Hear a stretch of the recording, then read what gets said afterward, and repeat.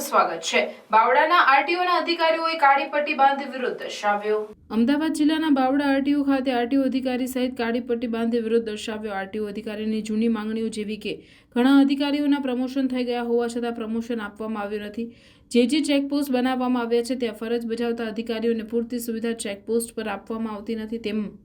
તેમણે નાઇટોમાં પણ ચેકિંગ કરવાનું હોય છે અને તે એક પોસ્ટથી હેડક્વાર્ટર ઘણું દૂર હોય છે।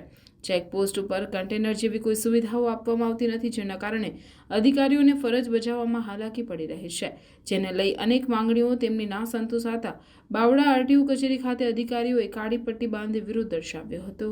ગુજરાત રાજ્ય મોટર વાહન ટેકનિકલ ઓફિસર એસોસિએશન તરફથી આજરોજ અમે આંદોલનની એક શરૂઆત કરી છે, જેના ભાગરૂપે આજે અમે કાળી પટ્ટી ધારણ કરી અને સરકારશ્રીને અમારી વાત રજૂ કરવાનો એક પ્રયાસ કર્યો છે।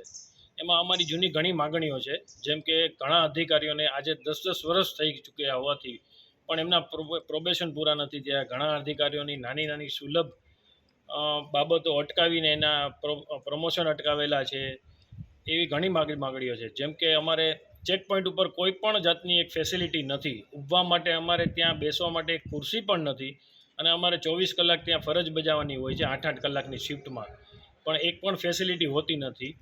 બીજું એ કે 7 અઠવાડિયાની સતત કન્ટિન્યુ 7 નાઇટ આવે છે।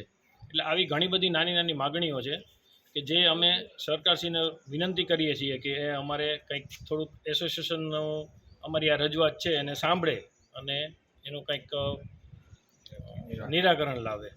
Thank you.